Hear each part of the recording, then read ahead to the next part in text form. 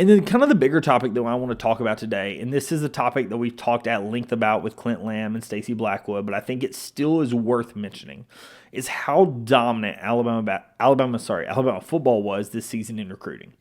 And the reason I say that is, something that me and Clint talked about, and I mentioned at length, is when Kalen DeBoer came into Alabama, the thing that was talked about over and over and over again was he going to be able to recruit? And was he going to be able to recruit the South? That was a very important topic. And the reason that was such an important topic is he just did not have the recruiting classes at Washington or at Fresno State that warranted what people would expect for him to be able to, succeed in the SEC. Because as you may be aware, if you're watching this channel and stay abreast of all this news, Nick Saban was an elite recruiter, but to be the best and to win a national title in college football, there is a certain level of player and a level of athlete that you have to even be able to compete at that level, right? And a lot of that starts with high school recruiting. Can you get some of that in transfer portal? Sure, but a lot of that starts with high school recruiting. And was he going to be able to get there was the question. I knew everyone that you had heard from, Josh Pate or some other people that had kind of spoken to him throughout his time at Washington or Fresno State. And any of the things I had heard coming out about Kalen DeBoer was, yeah, he can definitely recruit. But the question was, can he put it on the field?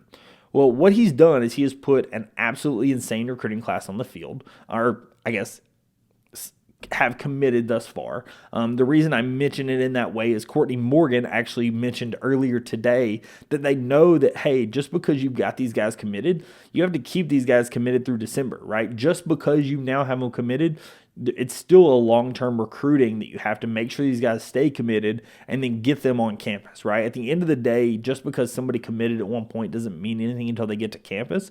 But at the end of the day, this is still a credit to Kalen DeBoer. This is a credit to Courtney Morgan. This is a credit to the entire coaching staff that's been able to land these guys and been able to have the success that they've been able to have thus far.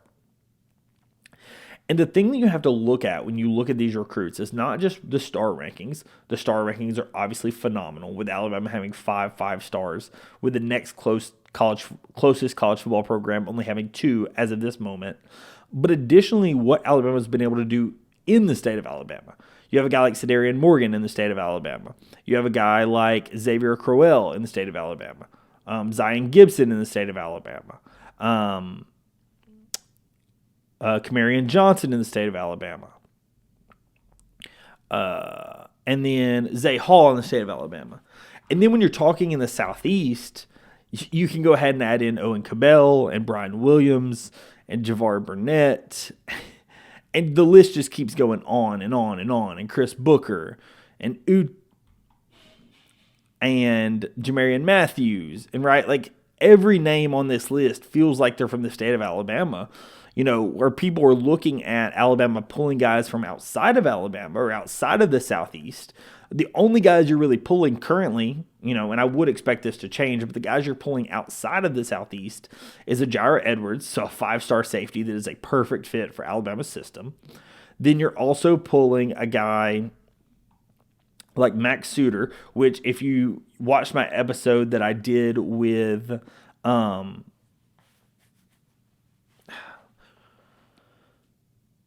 all the guys that cover Crimson, that was just an insane discussion.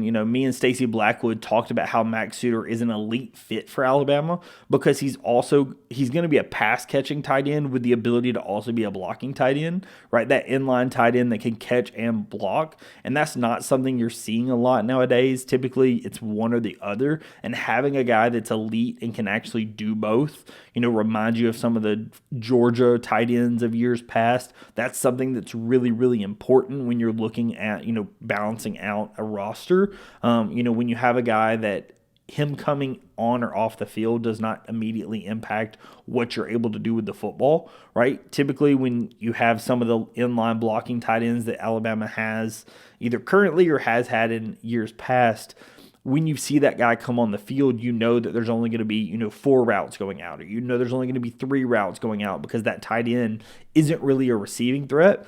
Versus if you have a guy like Suter that can block and can receive, it just opens up the passing game because it opens up the amount of routes that are eligible, right? It just opens up the realistic likelihood of what you're able to do.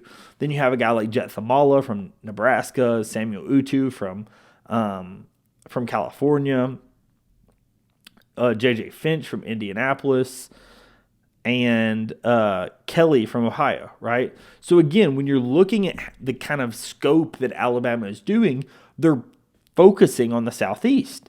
And that was the thing that Kalen DeBoer was talked about at length. Was he going to be able to recruit the Southeast?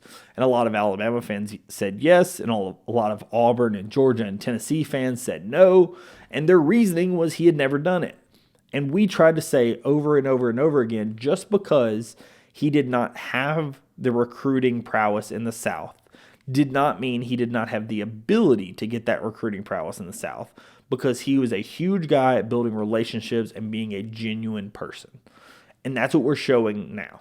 You're showing that, as Clint Lamb said last episode, or a couple of episodes ago, when you give a guy like Kalen DeBoer time to build relationships, and a guy like Courtney Morgan time to build relationships, they're going to be able to build the relationships with these players. They're going to be able to show them what they're able to truly do with them in their certain system. They're going to be able to, as you're currently looking, Alabama is able to put a competitive NIL package together.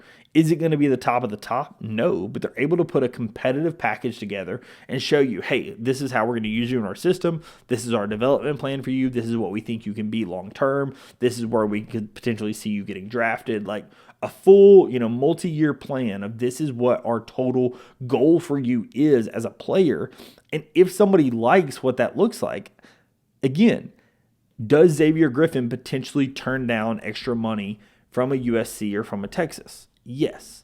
But he likes the plan that Alabama has set forth for him and thinks that long term, that plan is going to have him have more success to get to the NFL.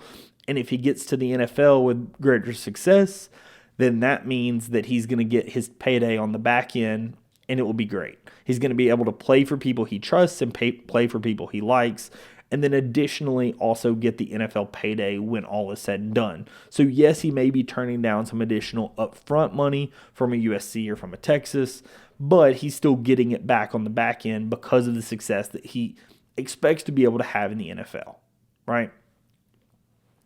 And what you're seeing, again, when you're looking at this recruiting class from Alabama and from Kalen DeBoer, this is a recruiting class that feels very Nick Saban-esque. And when I say that, this is what I mean. We have 5 5-star prospects. You have Sidarian Morgan, you have Jair Edwards, you have Jordan Edmonds, Griffin, and Crowell, right? So there's your 5 stars, with 4 of those committing in the last 10 days. So just an absolutely insane run. You also, to add that, you have Zion Gibson, Nolan Wilson, and Max Suter, all top 100 prospects. I'm going to throw Marion Matthews in there because he's currently in the On3 industry rankings at 101. So I'm going to go ahead and throw him in there in that group as well. But you have now 9 guys that are total top 100 players. Again, this feels like a Nick Saban style recruiting class where you've dominated the South, where you've got the positions that specifically fit your need. They've gone over certain character traits that they're looking for. Again, this is something that we've talked about at length on this show, that when you're looking at corners, Alabama, or secondary, Alabama has gotten substantially longer. Even when you're looking at potentially receivers, Alabama has gotten much taller, right? I talked about that last episode. This is something that Alabama is prioritizing. Alabama is prioritizing length. Now, are there going to be some guys that, hey, this is a can't-miss prospect and I'm going after this guy because he is the guy that I think fits our position the best? Sure, right? I'm not going to say every person that Alabama goes after is going to be the biggest at that position. But it really does feel like Alabama is prioritizing length, especially out wide when you're looking on offense and defense. Again, that secondary for Alabama is getting much longer. That receiving core for Alabama is getting much taller. And I think that they're really fitting the type of mold that Alabama needs him to. Even when you're looking at a guy like Suter, right? 6'5.5", 225, it's a big tight end, right? Some of your tight ends are, 6'3", 6'4", having a guy, pushing 6'6", that gives you a much bigger tight end, and it gives you a really, really good receiving threat. And a tight end that actually plays tight end, not somebody you're converting from receiver, or not somebody that you're having to put a ton of weight on. So I think Alabama has done a really, really good job when it comes to the recruiting class. I don't think that they're done yet. Obviously, Alabama, as of today, only has 19 commits. I would expect that number to be closer to 24, 25. I may be wrong with that, but 24, 25 is a number that just sounds correct to me. I do think that long term, you're having to look at the fact of how settlement's working, how all the transfers are working. So I wouldn't expect Alabama to have front-loaded the class. Again, me and Clint Lamb talked at length about this, as he personally thinks that Alabama has spread out this class so that it makes sense to where you can go on this really, really insane recruiting run. You can be the person that's talked about over and over and over again. Then, as you head into SEC Media Days, you kind of are closing out your class, and then just before football season starts, you've kind of fully solidified your class, and you've been in the news, and you've had all the headlines, right? Because that's something that Alabama has absolutely done. When you have a class and you're able to have 5 stars commit, and you're able to have 10 guys in a matter of 14 days, have the run over the course of 10 days that you had, with just all the 5 stars and 4 stars and people that you had commit over such a quick succession, that is something that you really have to think about that Alabama may have planned, right? Because from the standpoint of from July the 5th back through about June, I guess you could go back to like June 17th with Thamala. Alabama went on an insane run of just player after player after player after player.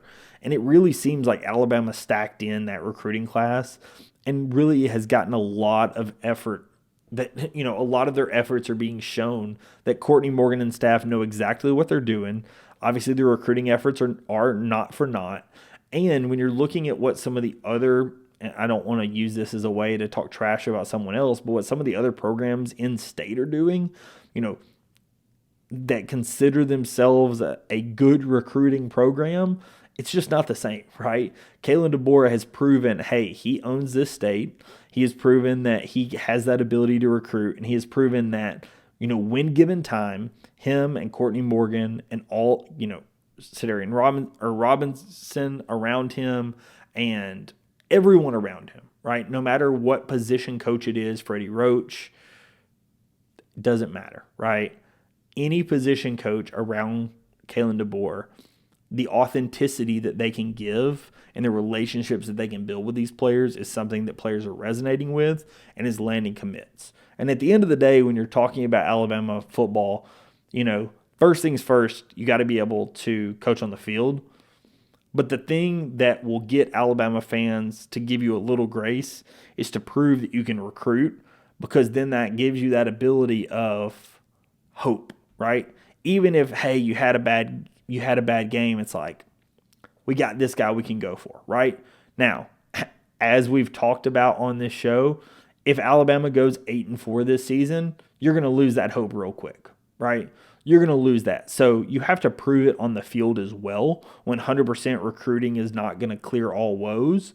But if Kalen DeBoer has the season he had last season, which to some Alabama fans was very disappointing, and then came in this offseason and just had a poor showing in the offseason, there would be a ton of Alabama fans looking at this next season as win the title or you're fired. And I think what this offseason has done for Alabama fans is this offseason has allowed Alabama fans to understand, hey, maybe he just needed a little bit of time, right? Maybe we weren't right to judge him in year one after Nick Saban leaves, right? Give him another year, and now this recruiting class is on a level that we would have been very happy with when Nick Saban was the head coach, right? This is a number of 5 stars and a number of top 100 players that Nick Saban would have been happy with.